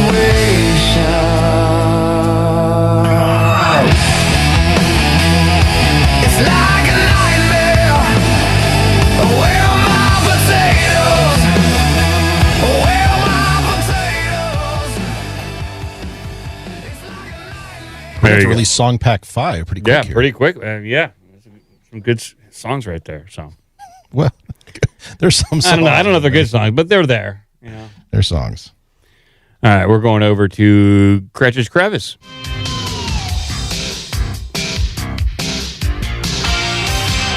I got a generator. I got a shotgun. I got a rifle. I got a 4-wheel drive. So Alex is saying he's A-OK. Yep. Sparkle Shine story time. Oh, we just did that, Alex. This is the news. All righty. What do we got lurking down here in the crevice? We're going to start with this one just because I pulled this. This was like 3 weeks ago. I think we've already passed the date on this. Let's see. I think it's already done.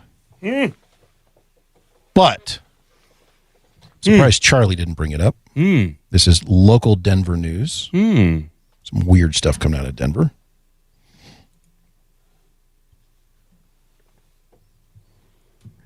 Yes, all right, yes. Denver hosts 31-mile run where racers have to constantly consume Taco Bell. That's some good news on that front. Okay. And it looks like there's a radio show talking about this. Well, there's a radio show talking about something. I don't know. It's kind of wonder what they're talking about. I like to watch radio. I don't think it is. By the way, they have these two guys panned left and right, which is incredibly distracting. Yeah, it is. All right, as HBO's raising their prices, Walmart's like, I got you. And they're helping us out. This is not about it. Really, no, this is one of those news stories just cramming crap onto their website. If Taco Bell gives you a run athletically, this needs to be on your bucket list. There is an ultra runner event in Denver called the International Taco Bell 50K Ultra Marathon. A 50K is 31 miles. The race is a loop throughout Denver and includes the mandatory stops at 10 area Taco Bells. Here's how it works. You have to order something at 9 of the 10 Taco Bells, and you've got to actually eat the food. That includes one Chalupa Supreme or a Crunchwrap Supreme by the 4th stop, and one Burrito Supreme or Nacho Bel Grande by the 8th stop. That's some pretty hardcore stuff. I'm detecting that there's going to be a lot of crapping and a lot of puking throughout this entire ultra marathon. There's just no way around it. It's going to happen. I'm looking here at another site, and it says some of the rules. It says race rules dictate that all runners must be present at all 10 Taco Bell stops. If you puke, you're disqualified. You're not allowed on-course Pepto, Alka-Seltzer, Pepsid AC, Mylanta, etc. To assist. So you got to just choke it down and keep. Yeah, choke it down, keep going. And I did have the enchilada, spicy chili plate, cheese enchiladas with chili con carne, chili con carne, hot chili, and I went all whole hog back then. I also had their macaroni and cheese. Okay, I'm really getting hungry now. For the record, Taco Bell is not affiliated with this in any way, and they won't even comment on it. Okay. Where's the cabbage? The organizers say that they believe it's probably hung up by their legal teams, because if they endorse it, means they may open themselves up to a liability issues, which is true, yeah. Where's the lamb sauce? But they probably don't mind the publicity. That's probably probably true. Yeah. Welcome to Flavor Town.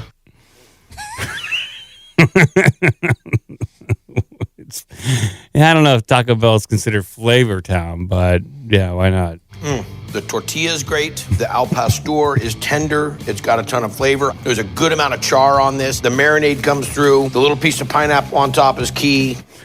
Yeah, I don't know about all that, but it does sound like a fun event, and I look forward to seeing the social media posts, the results of this. So yeah, we did miss it because it happened back in early October. It's scheduled again for early October 2026. I put another link in the Carrot Shop from the Denver Post with lots of photos of the event, including some people who look like they're not doing as well. But and there's also a guy filling his water bottle with looks like Mountain Dew from the soda fountain there. Water should be barred from this entire competition. But okay, here's one runner here. Okay, the eighth edition of the International Taco Bell 50K Ultra Marathon took place in Denver on Saturday. This year, organizers boasted a record number of participants. Okay, we all know that. We're just looking for some pictures here. It looks like they're having a good time. I'm not seeing any crap or pee yet. Not sure they're going to post those photos. This guy's carrying around like a little PA system with him. I like the person who apparently is jogging in jean shorts with a bottle of Taco Bell hot sauce. Oh, nice. Yeah, right there. Someone is stealing your idea of having your cargo pants full of various nachos and dipping sauce. Yeah. And they've got a vest where they've got some, looks like some, maybe some burritos tucked in there. Yeah. It looks like they're really going for it. And I like this. They're dressed for the apocalypse. This is how you would dress for the apocalypse if you're really hungry and want to take your Taco Bell with you. What is that there? And this guy's tying his shoes. He put his Taco Bell on the ground. Be careful. That's going to be snatched up. It's not going to make it worse, though. No, that's true. As you scroll down, there's one there towards the bottom of a guy in a red shirt who looks like he is, like the Taco Bell is coming back up. There's a dog dressed like a taco here. That's a taco dog. A taco dog, okay. So like 3 levels below taco dog is the guy who, on the right in a red shirt, is not having a good day. Oh yeah, he's not doing well. No, he's not. He's this is a bad day for him. He's barely gonna make it. This is like mile 2. And he's at stop 1. So. Yeah. And see, there you go. Okay, yeah, this is great advertisement for Taco Bell.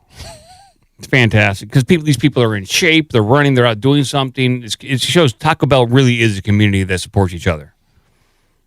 This is all about support. It's all about community. It's all about coming together and good food. So it's a win-win situation. Okay. Oh, so I'm reading the rules for the for next year. It says be present at all 10. All these rules. Be present at all 10 Taco Bell stops. 0 tolerance for course cutting. Eat a menu item from at least 9 of the 10. Wow. By the 4th stops, all entrants must have consumed at least 1 Chalupa Supreme or 1 Crunchwrap Supreme. By the 8th stop, all entrants must have consumed at least 1 Burrito Supreme or 1 Nacho Bell Grande. You have to finish in under 11 hours. Drinks at the stops do not count as food. You must keep all receipts and wrappers for confirmation of your stupidity at the end of the run. It does use the word stupidity. They do allow 1 off-course bathroom break. That's it? Yeah, I guess so. Survivors will eventually get a commemorative... survivors, not just so if you survive, you will eventually get a commemorative item after successful completion. Doesn't say what. It also says eventually. That worries me. Eventually. When we get around to it. If you intend to participate, RSVP your statement of intent once, and this is all in caps. Once you RSVP, you are in. This is like the Goblet of Fire, and I don't know what that means. That's a Harry Potter reference. He's a warlock. I guess. Harry Potter is a warlock. Or a pedophile of some sort. No on-course Pepto, Alka-Seltzer, Pepsid AC, Mylanta. Additional rules, in quotes, so rules may be added, amended, or changed, which is to change or promote the intent of this run, which is to do something completely stupid. And then the 13th rule says, congratulations. Okay. I guess we're all signing up next year? I guess so. Apparently, they have different stops. It says the Diablo challenge. You have to lather all items with Diablo sauce and do a Diablo shooter at the end. Oh my God. Oh, okay. Here, this one put me out right now. The Baja Blast challenge requires you to drink an aggregate of 2 liters of Baja Blast during the run without vomiting. Oh. Kill him!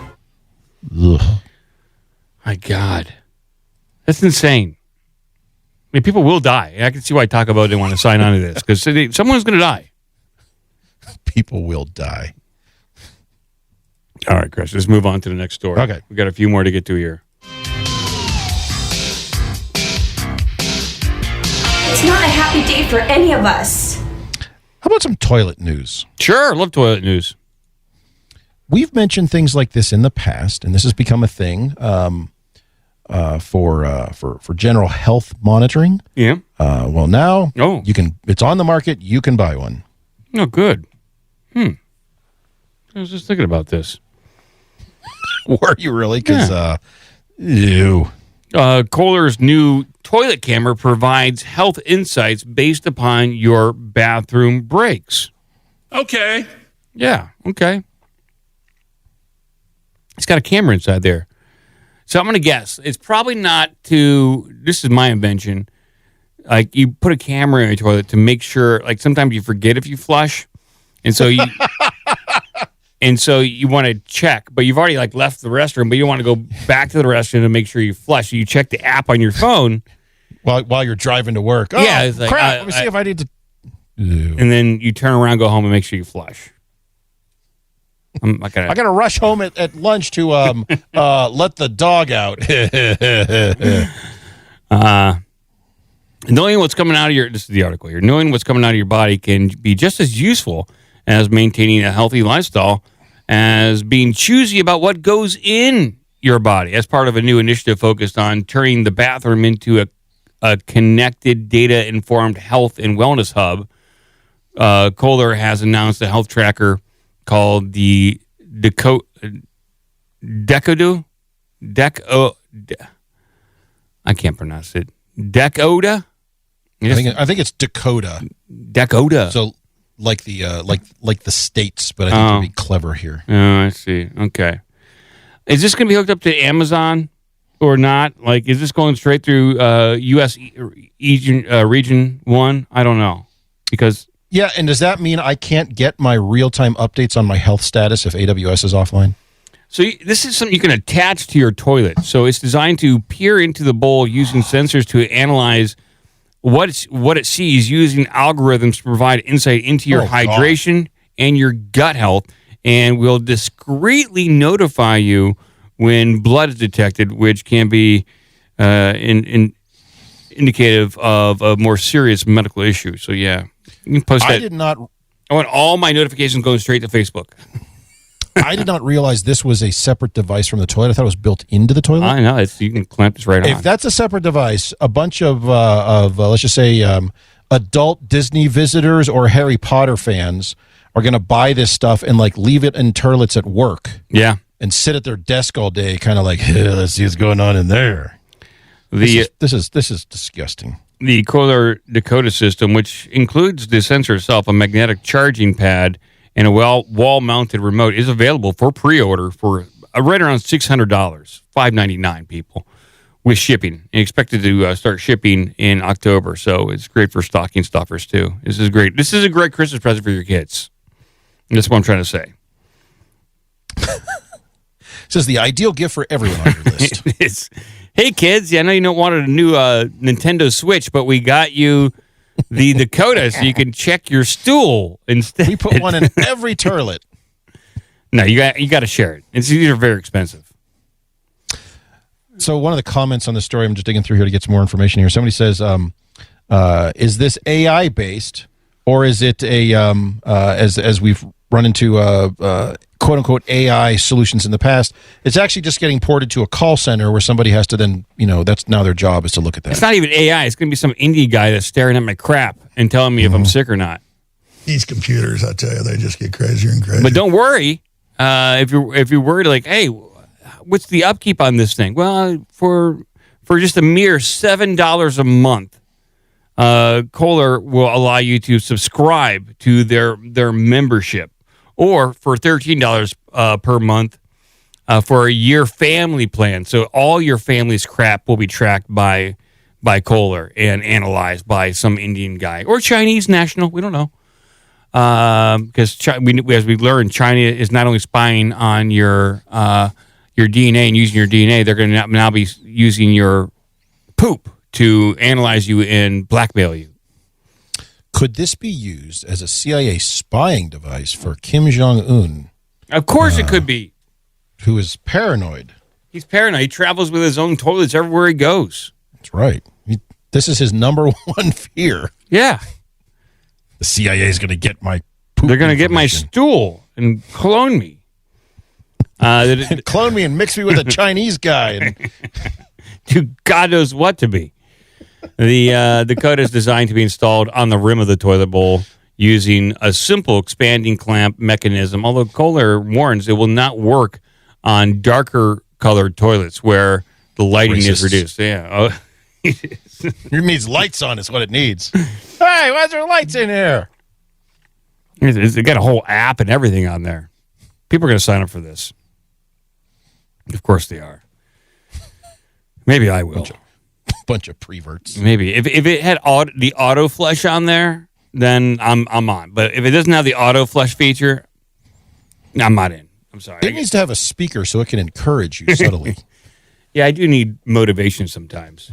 Come on, big boy. Keep pushing. Ooh, that's a big one. I don't know. That's a little crass, but are you part of the Taco Bell 50K fun run? Maybe. You'd have to travel from Taco Bell with your personal cola. You can just clamp it on, take it everywhere you go. I think that's what they're getting at here. Oh, you take it to work, travel, take it with you, use it on the airplane. Because it is small. I mean, there are travel sizes, so you could do that. Yeah. Look at the size of that thing.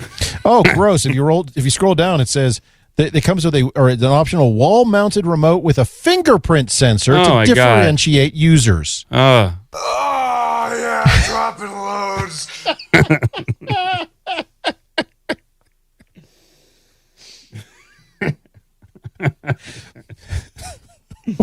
Where's they're flushing toilets 10 times, 15 times. Is this the Prune Brothers? I can't take a shit so bad. People are flushing toilets 10 times, 15 times. They're flushing the toilet on that guy. Yeah. The shower, it's the sink, and the third element in the bathroom. But I don't say it, because every time I say it, they only talk about that one.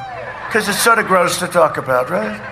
So I won't talk about the fact that people have to flush their toilet 15 times. Okay? I will not talk about it. Sinks, right? Showers. And what goes with a sink and a shower? 10 times, right? 10 times. Wow, Bob, not me, of course, not me. People are flushing toilets 10 times, 15 times, as opposed to once. We won't talk about toilets, but that's 10, 15, but we don't talk about that. Because I've said this 3 or 4 times, the only subject they ever talk about is toilets. How do you go to the bathroom? I didn't go check my stool again. Well, this is some interesting technology right here, definitely. Okay. I kind of feel bad for the software developers on this. I know, but... Hey, Mike, we need more detail on the difference between this stool and this stool. Oh, God, yeah. Could you update that code so it's a little more accurate? And as one commenter said, everyone's taking a dump on this idea, but your stool contains a shit ton of information about your diet and health. Yeah, okay. All right. I mean, this is where we're headed, people. Can they tie this into the Chinese toilets that kick you off after 10 minutes? It's going to be tied to your digital credit score. It's going to be doing that too long. It's going to be on your digital ID. They're going to evaluate your social credit score is going to hinge on what kind of dumps you're taking on a daily basis. Yeah. And you go to get your next mortgage application and be like, all right, everything's good here. Oh, yeah, Mike, your stool score is only a 302. I'm sorry, we just don't want to associate with that kind of person. That's what it's going to be. Is this what you want from me? Is this what I am? All right, let's move on. Let's do like one more good story. Come on. We got time for one or two more good stories. Good story. Yeah. Excuse me. Let's see. Well, let's see. I got a story about a guy who was not happy with the food at the Sam's Club and had to make wee-wee everywhere. Okay, I like that one. Also have some potato chip stories. Maybe stolen from Poland somewhere. I'm not sure. I like the Sam's Club story. It sounds like a frustrated customer. Okay, let's go with that one. This is hard-hitting news from People magazine. No, the People's covering this? Mm-hmm. Okay. They are all over this one.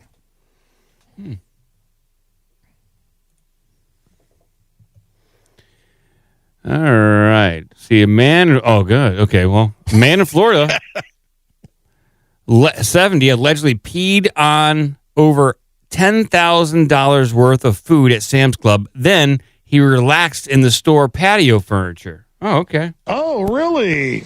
And he kind of looks like he would do something like this. He looks pretty proud of himself, pretty pleased. That dude looks drunk. I don't know about you. He's in that drunk stage. He's like between happy, sleepy, and or happy and sleepy in his drunk mode. Yeah, he's comfortable.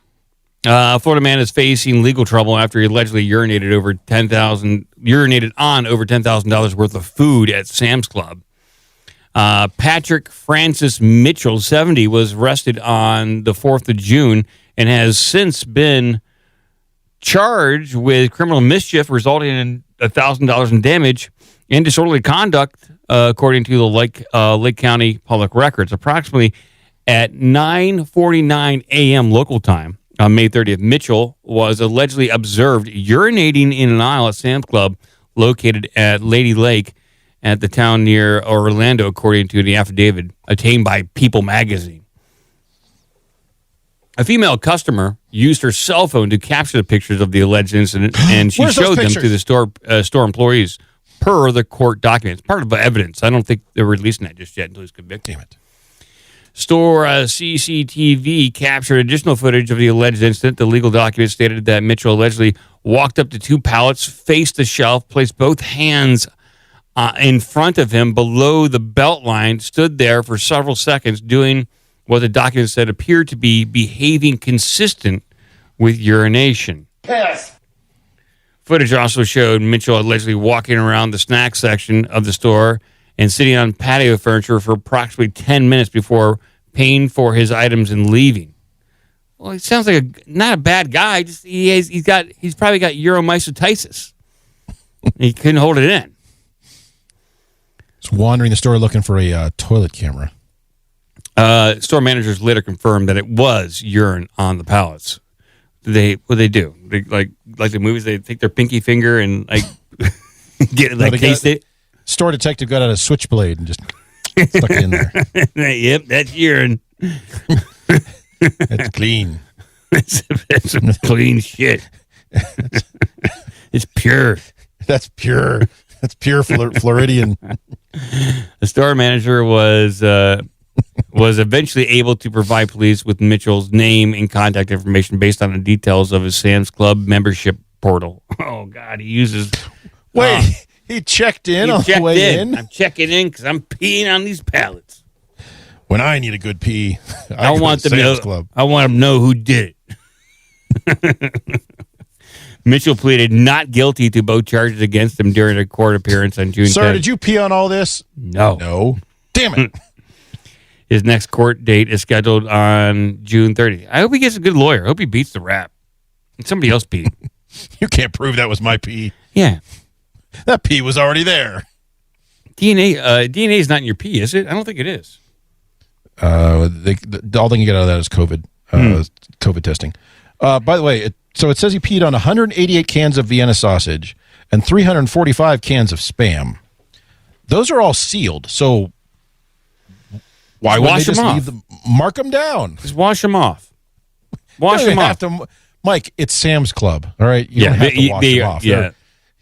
You're kind of self-selecting your clientele already. Yeah, most of the food there has probably been urinated on anyway. So yeah, you kind of expect that out of Sam's Club. I was told I could do this here.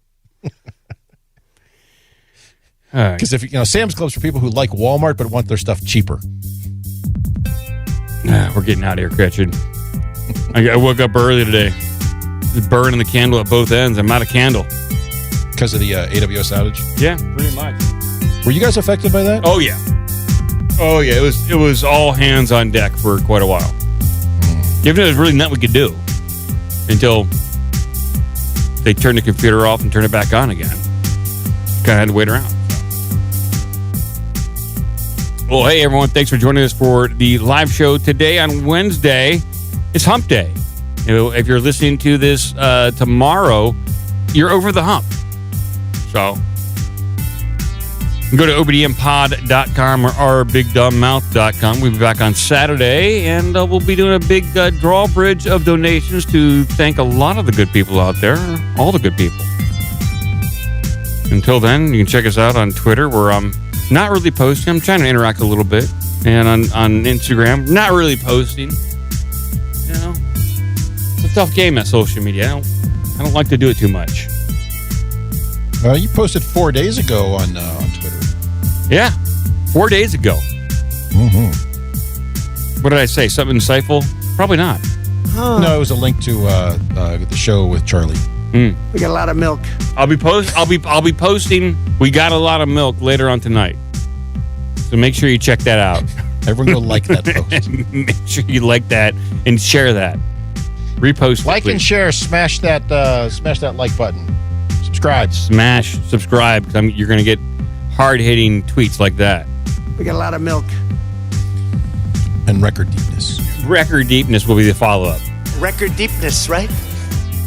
The follow-up hit. The first reply. Oh boy, yeah.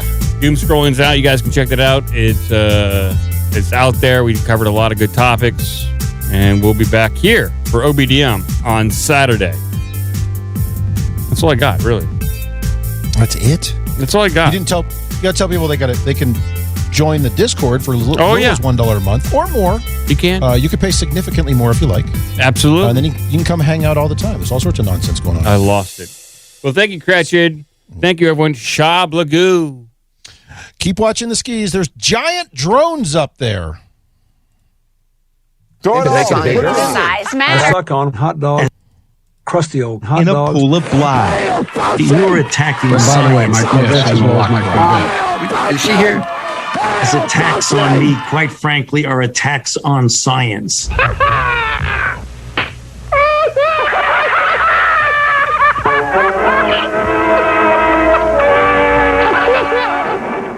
That's about all. Shablagoo. Sit, Ubu, sit.